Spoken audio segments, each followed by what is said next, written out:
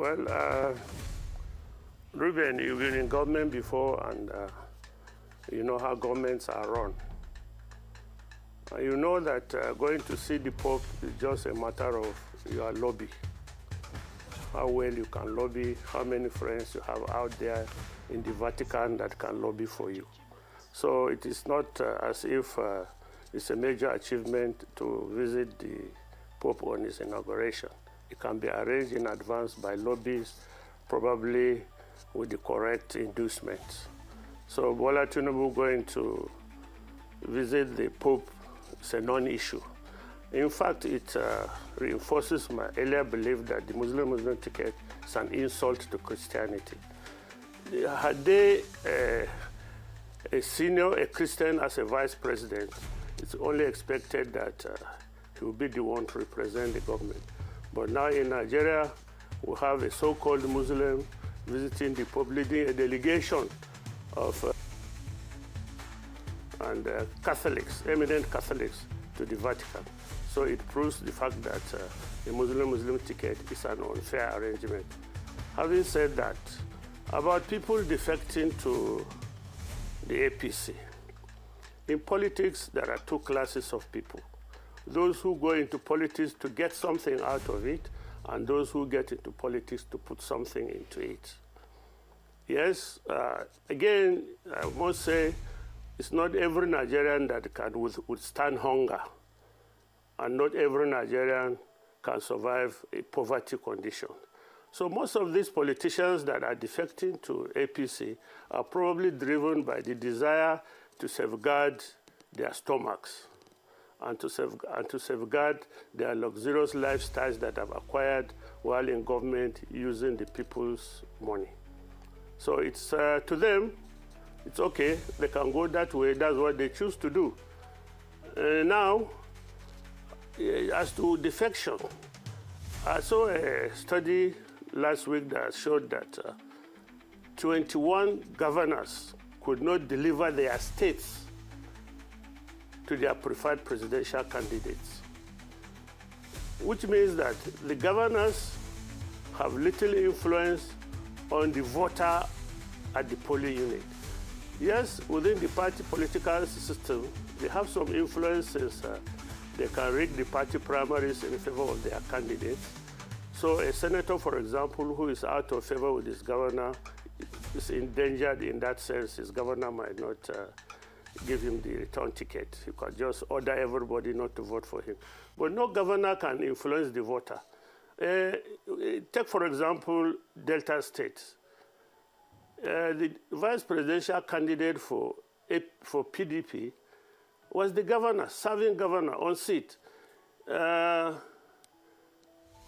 he could not deliver. Peter Obi beat them flat. I mean, flat. In those days, they said they would deposit if it were during the Obasanjo.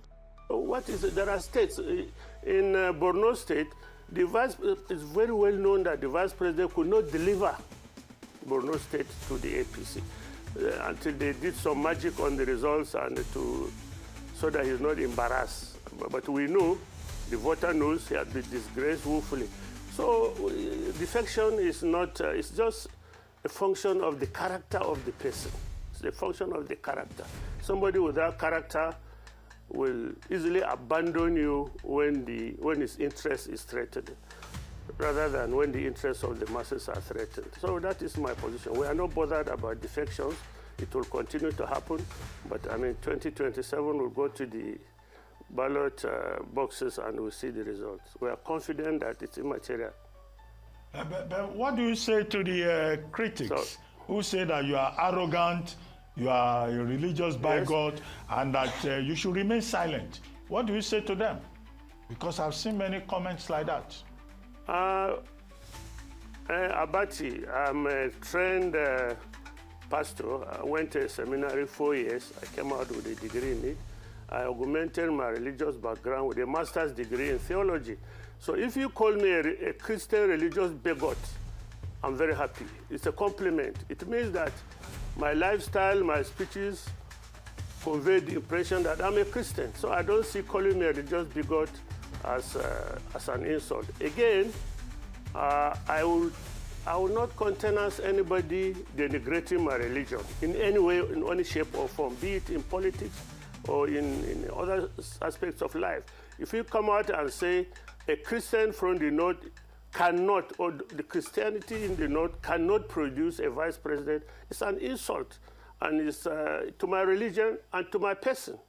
So it's a compliment if people call me a religious bigot, because as a Christian, I stand for the truth, which a Christian should do, and I stood for the truth, and I defended my religion, and as God will have it, for those who supported the religion, Muslim ticket because they are Muslims, we go to the same market, and I think majority of them grumble now more than me.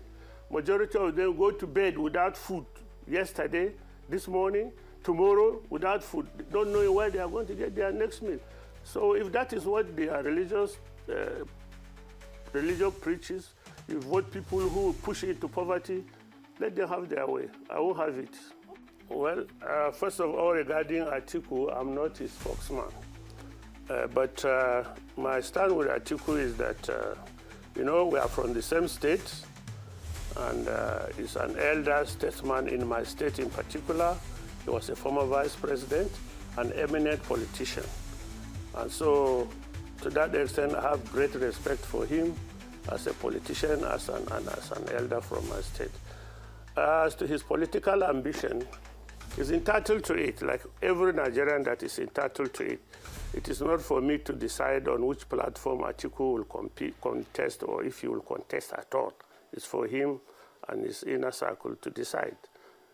Be that as it may, I can confirm that in almost most of the political meetings I've attended with regards to merger or the new political platform, I've run into Alhaji Abubakar Atiku severally. He's been attending. Even just yesterday, I was at one of such meetings, and he was there. So he has been an active participant in the need for opposition political parties to move into one platform to form one strong opposition party. Whether he will contest on that platform or not is not the issue. Now, the way about this is we have a technical committee of experts, experienced experts, who analyze all the possible political parties we could adapt and move in, and strengthen it, and upgrade it, and make it more suitable for competitive elections. That's our main goal. And Atiku has presented himself at all such meetings, and my reading of him is that he's committed to this cause. In fact, he's one of the most committed towards this cause. This I can tell you about Atiku. Now, as to the coalition itself, it is mostly driven by prominent politicians who agree to come together to form this coalition. It is not focused on which political party should form the merger. First, our options are this. Do we get another party that we could move into, modify it, upgrade it, and strengthen it for elections?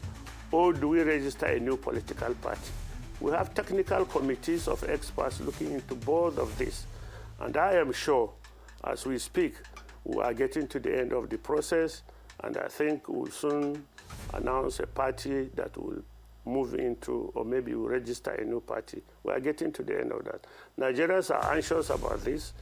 Every time we go out, people ask you, what of platform, what of platform? Since we are here to serve the people, we are speeding up the process to reduce the tension among our supporters. But I can tell you, in all the analysis I've seen so far, nobody has ever bothered about let's adopt PDP as the platform. We all agree that PDP has an incurable virus. No antibiotic can cure what is ailing PDP.